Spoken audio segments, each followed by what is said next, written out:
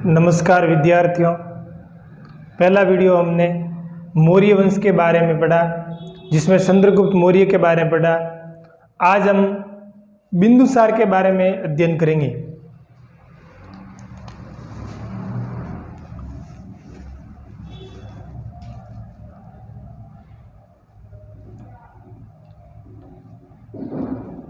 बिंदुसार मौर्य वंश का द्वितीय शासक था, जिसका नाम था बिंदुसार, जो चंद्रगुप्त मौर्य का पुत्र चंद्रगुप्त मौर्य का उत्तराधिकारी था। इनका जो समय था वो था 298 ईसा वर्ष पूर्व से 272 ईसा वर्ष पूर्व। इससे पहले हमने चंद्रगुप्त मौर्य के बारे में पढ़ा था। आज जो हम पढ़ रहे हैं वो बिंदुसार के बारे में पढ़ रहे हैं। बिंदुसार का जो शासनकाल था 298 ईसा वर्ष पूर्व से 272 ईसा वर्ष पूर्व। अगर हम बिंदुसार की बात करें तो बिंदुसार चंद्रगुप्त मौर्य का पुत्र वह उसका उत्तराधिकारी था।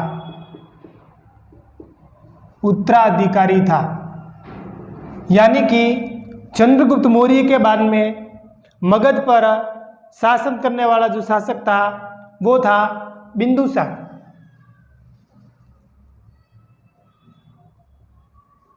बिंदुसार ने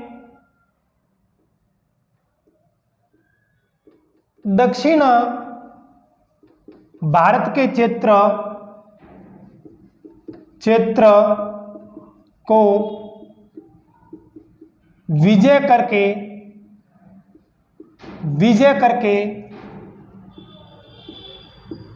मगध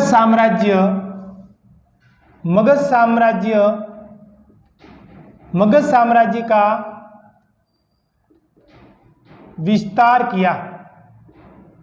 विस्तार किया। देखिए, बिंदुसार ने भी चंद्रगुप्त मौर्य की तरह ही दक्षिण भारत के क्षेत्रों को विजय करके मगध साम्राज्य के अंदर सम्मिलित किए और मगध साम्राज्य का विस्तार किया। अगर मैं बिंदुसार की बात करूं तो यूनानी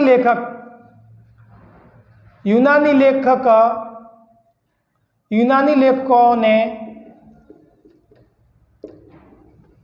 बिंदुसार को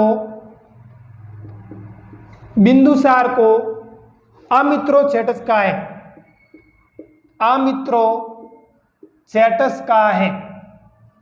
तो आपको याद रखना है कि यूनानी लेखकों ने बिंदुसार को किस नाम से जाना है, या फिर यूनानी लेखकों ने बिंदुसार को अमित्रोचेटस के नाम से पुकारा है।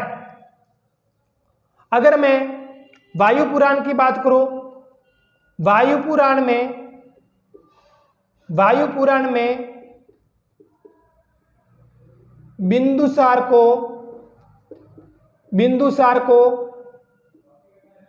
भद्रसार कहा गया है।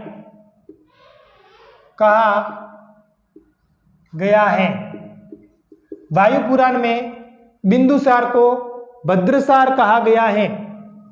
अगर मैं जैन ग्रंथ की बात करूं, जैन ग्रंथों में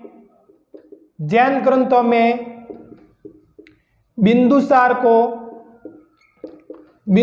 को शीर्षसेन के नाम से जाना जाता है। शीर्षसेन के नाम से जाना जाता है। जैन ग्रंथों में बिंदुसार को शीर्षसेन के नाम से जाना जाता है। तो ध्यान दीजिए, यूनानी लेखकों ने बिंदुसार को अमित्रोचेटस कहा है।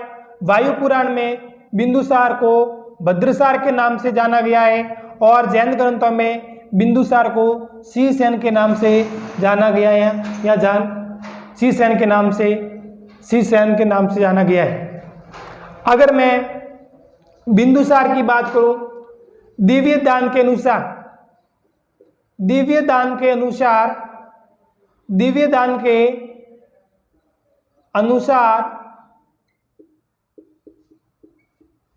बिंदुसार के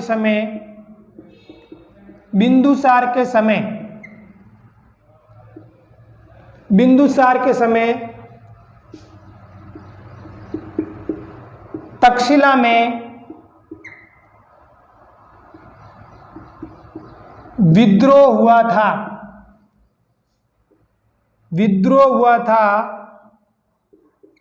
विद्रोह का दमन करने के लिए बिंदुसार ने अपने पुत्र अशोक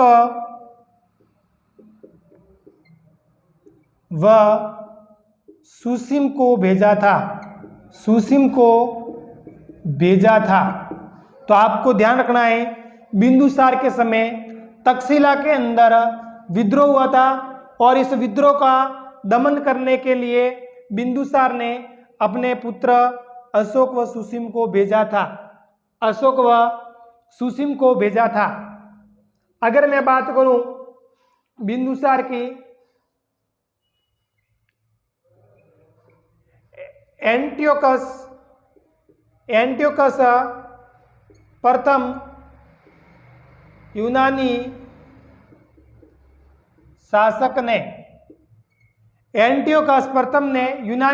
ने डाइमैकस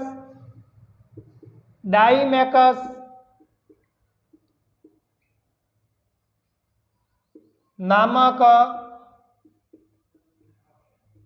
राजदूत को बिंदुसार के दरबार में भेजा था। तो आपको याद रखना है, एंटियोकस जो यूनानी शासक था, एंटियोकस प्रथम जो यूनानी शासक था, उसने डाइमैकस नामक राजदूत को बिंदुसार के दरबार में भेजा था और डाइमैकस को मैगिस्थनीस का उत्तराधिकारी भी कहा जाता है। अगर मैं बात करूं मिस्र के शासक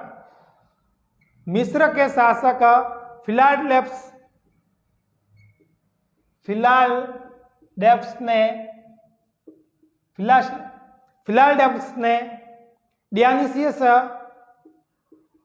डियानिसियस को राजदूत के रूप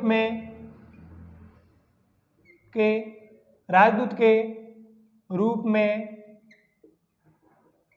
बिंदुसार के दरबार में भेजा था। आपको ध्यान रखना है, बिंदुसार के दरबार में दो राजदूत आए थे, एक यूनान का डाइमैकस और एक मिस्र का डियानिसियस। जब डाइमैकस आया था, ये एंटियोकस प्रथम यूनानी शासक ने भेजा था और डियानिसियस आया था, वो मिस्र के शासक फिलाडेल्फस ने अपने बिंदुसार के दरबार में भेजा था। तो ये आज हमने बिंदुसार के बारे में पढ़ा। अगला वीडियो होगा वो मौर्य सम्राट अशोक के बारे में अगले वीडियो में हम पढ़ेंगे। धन्यवाद।